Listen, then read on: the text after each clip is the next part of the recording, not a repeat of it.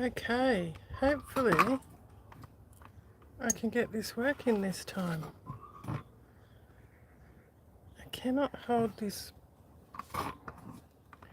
One day I will get this working so all this faffing around doesn't take place.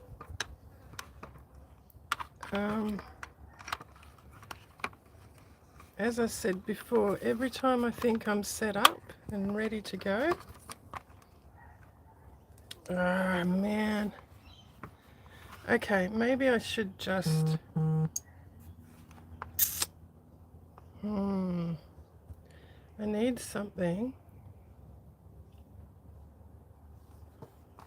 I've broken my light stand.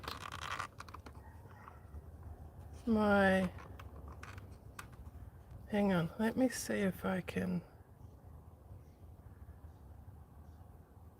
Okay, we might need to leave it at that, hey? So I'm not just faffing around for the next goodness knows how long. I'm sure that is not what you want to watch. Okay, I thought I'd come and do a bit of a show you how I pull together a project, and to be honest, I'm not even sure how I'm going to do it myself yet.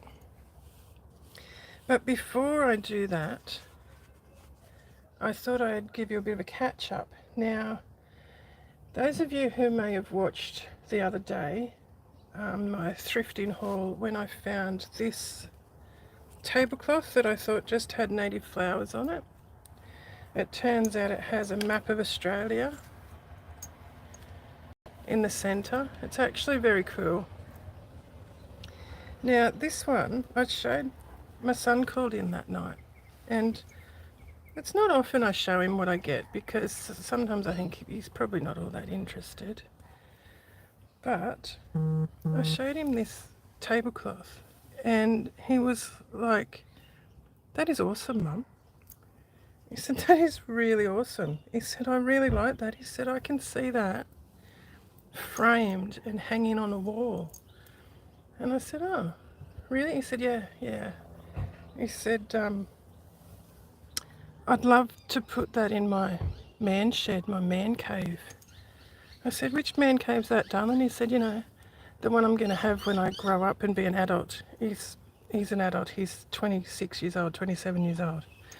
So I thought that was very sweet. So I said to him, "Would you like this?" And he's like, "Nah." I said, "No, if you like it that much, I'd love to gift it to you." And he's like, "Really?" I'm like, "Yes, darling." He's like, "Oh, I love it." He said, "I love it." He said, I'm going to frame it and I'm going to hang it in my man cave." I said, "Well, that's good." And then he said to me, he said, "Mum, I never got a glory box." And I said, "Oh, darling," because his sister got one. She was given a glory box and we used to give her things to put in it. So I've got here, it was actually given to him a few years ago, but he doesn't have anywhere to store it at the moment. I've got this vintage locker, foot locker. It's metal.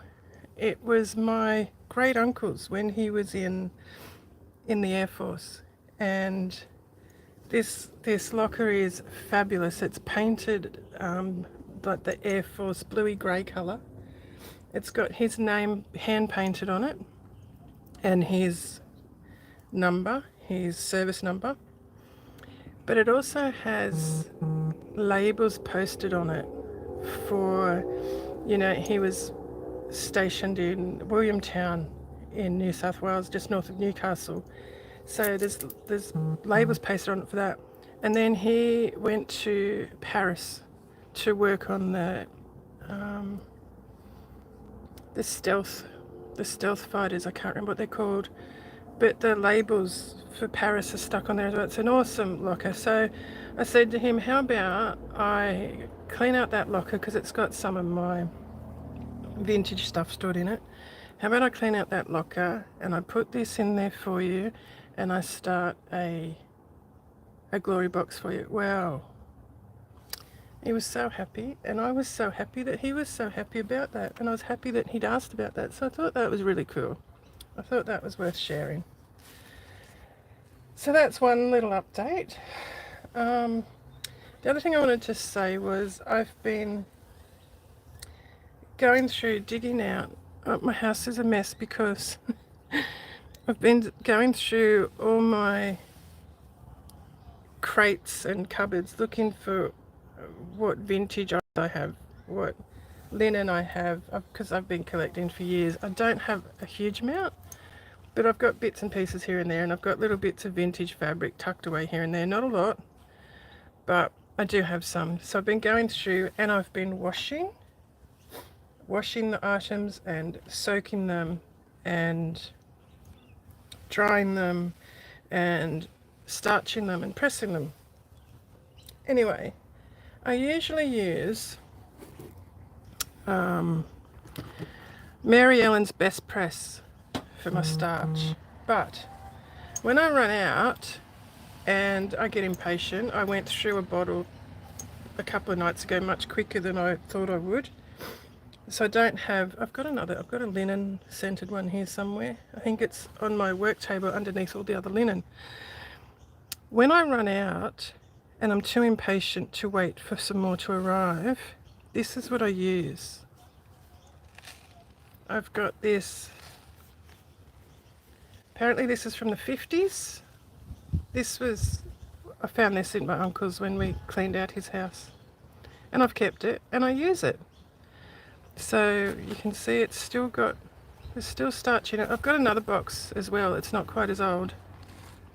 Same era. It's still old, but I believe this is from the 50s. I have Googled it. This label indicates it was from the 50s. And yeah, I just mix this up as per instructions. I don't soak it like they would have done it. So I just mix it up, and you make a paste with, I can't remember which way. I think you start with boiling water or cold water. Cold water. So you make a paste in cold water, and then you add boiling water to get it going. It gets really thick, and then you add more water in. When you add the boiling water, it sort of goes they say semi-clear, but it's not really clear. And then I just put it in my spray bottle and spray it on. There's a bit of a trick to it because, and it does say on the box that if the item is wet, the iron will stick, and it does. But if you just you spray it, dampen it, and you just sort of touch it with the iron once is usually enough, and then you're right, you can iron then. So that's something else I've been doing, using my vintage starch to starch my vintage linens. Now, something else I wanted to show you. I found this, it was advertised as a tablecloth or a throw on, I'll remove this. I found this on eBay last week, and it was very, very, very reasonably priced, and for that reason I decided to buy it. So the photographs of it were taken from quite a distance, so I couldn't see what type of fabrics they were, but because it was so well priced, I assumed it was probably made in the 80s or 90s, maybe even in the noughties. So I didn't expect much, but I was hoping upon hope that it would be a bit vintage, so I could use it to make these needle rolls and huswifs and things. So it arrived yesterday, I believe, and it's beautiful. It is vintage, and it had a handwritten note attached to it. And on the note, the lady tells me that her grandmother was born in 1901, and her aunt was born a couple of years before that, and her aunt made this. And her best estimate was that this was made in the 30s or the 40s. So, and you can see there's bark cloth in it. There's some bits of bark cloth, and there's some feed sack. And yes, it's what I wanted, But now I don't think I can cut this up. It's beautiful. It's not wadded. There's no substance to it. It doesn't feel like there's even layers of fabric in here. But these edges to about here are very thick. It does feel like there's quite a few layers of fabric. So I do wonder if it has been deconstructed and the middle has been pulled out previously or something. I don't know. It is a funny shape. It's obviously I can't show you here. It is sort of square, but it's got two diagonally opposite corners cut off. So maybe that was just to compensate for the fact that they're hexagons. I don't know. And see in here, like there's a big chunky blob in there which feels like it could have been some wadding. So I don't know. It's in immaculate condition for its age. There's a couple of age spots on it, but it's very clean. There's no wear that I can find anywhere. And yeah, it's just a really lovely piece that I don't know what to do now. You can see this flower here has some age spots on it, but like there's nothing major at all. And can you see these ones? These are interesting. So there's this flower garden in the center of all these hexy flowers, and then around that there's a ring all the way around in this coloured fabric. And if you look closely, it looks like they're trout. They're fish in each hexagon. So they've all been fussy cut. And then the next ring is a row of flowers in this fabric all the way around. So it almost reminds me of my uncle's pyjamas, that print. And then there's a row of this print, which is what it's been backed with. And then there's a row of this one. And then it's been backed with this. So it's very interesting. I just noticed this. It is very interesting. There's a join. I just noticed there's a join that runs diagonally through this backing, through here. So yeah, there's another age spot on that, but that makes it all part of what it is. It's absolutely stunning. Now I don't know what I'm going to do because I had purchased it to cut it up, and I think if the lady hadn't have sent the story of who created it, it wouldn't have bothered me. I would have been able to deconstruct it, but now that I know a little bit of its history, I just don't know if I can do it. So what I wanted to try and do today was pull together at least one project, and I want to do some Huswifs. I want to do some zippered pouches and some little needle books. So again, if you've been watching, this piece I bought last week at the second-hand store for not much money. And I bought this because I was going to chop it in half and use it to make a needle roll or a Huswif, probably a Huswif. But it's absolutely beautiful. It's beautifully hand stitched. It's beautifully hand quilted. And again, I'm finding it really difficult to cut it up. So that was the first project I was going to do. And then I'd probably need to pull some fabrics to put in there. I don't even know where to start. This is so much harder than I thought it would be. The other thing I've done so far is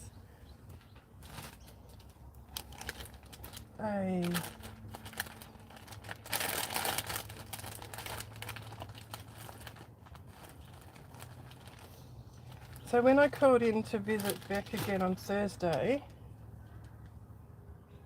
she showed me her little needlebook she made, and she made it because she didn't want to waste a scrap of fabric she had. So I had this scrap of wool that I bought in a pack from the second-hand shop last week. So I decided, and I had this scrap as well. So I decided I might make this into a little needlebook. It's only going to be a small one. I think I will. I was going to sew this binding on, this bias that I made that's not actually cut on the bias because I didn't have enough fabric. So I was going to stitch that on. I'm struggling to keep it straight because it's so small. And then I don't think I want that to, yeah, that could turn over. I might put a lining on that half and put a little pocket maybe, and then add another sleeve in here, another page, but keep that one. And then I'll just do blanket stitch around. I tried to be so careful to make sure I had that facing the right way, and I've still managed to get it in upside down, but it's going to stay there now because I've undone it already that many times. So this was going to be a little needle book. I will put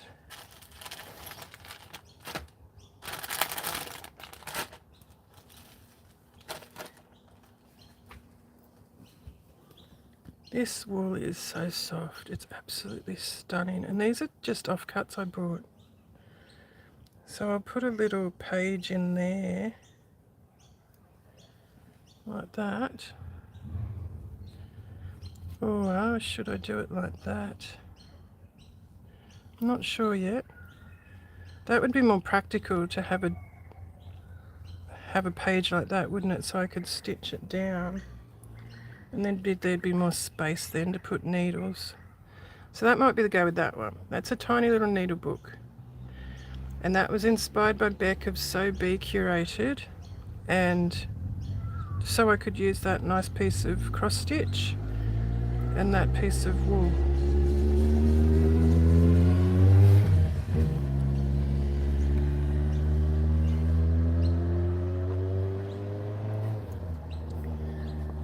Then I've got some of my,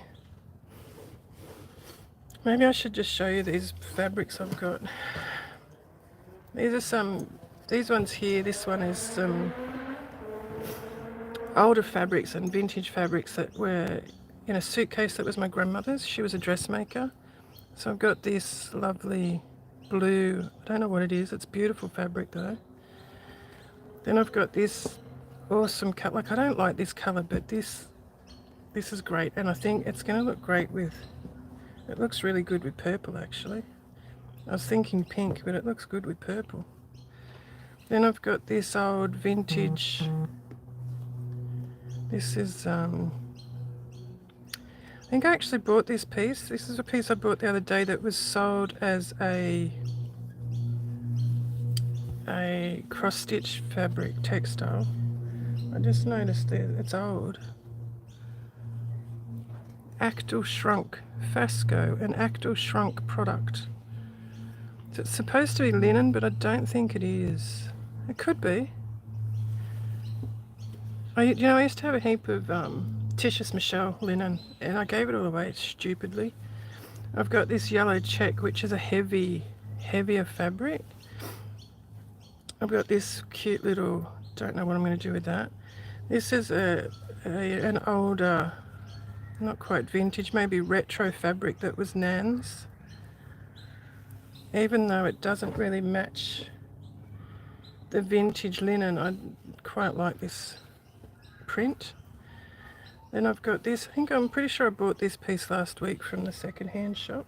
It's almost like flannelette, but it's not.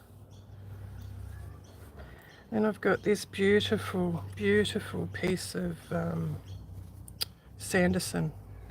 I got that for 50 cents. I love it. I saw it and I thought that's exactly what I'm after. not realising what Sanderson was, and then when I've researched it, I'm like, oh my gosh, no wonder I like it so much. I love it. This is one of my aprons I collected years ago that I don't know whether I want to cut it up or not. This is another piece of vintage fabric that was my nan's that I love. It's got great big flowers and then all these. It's beautiful fabric. It's woven. Can you see the weave? The texture. That's pretty cool. And I've got this stunning bark cloth that was my nan's. She'd started to make a skirt with it, so there's little rust stains from the pins.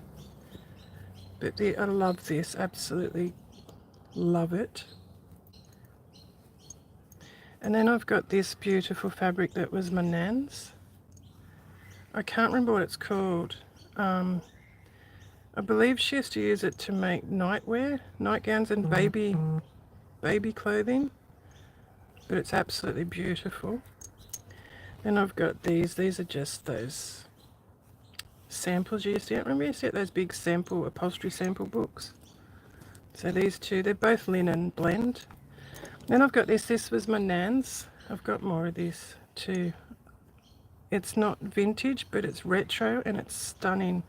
I believe it's silk, or it has silk in it. That's the back. It's absolutely gorgeous. And look at that. That selvage, that's really cool. That I'd like to make a feature out of that somehow. So there's just some of the fabrics I've pulled out the last couple of days. And again, don't know how I can use them. I'm not doing well with pulling things together. I think I'm overthinking it. I'm not sure what to do, how to do this. I'm getting a phone call that I may have to take. I'm sorry, I'm going to have to end this and I'll come back again later.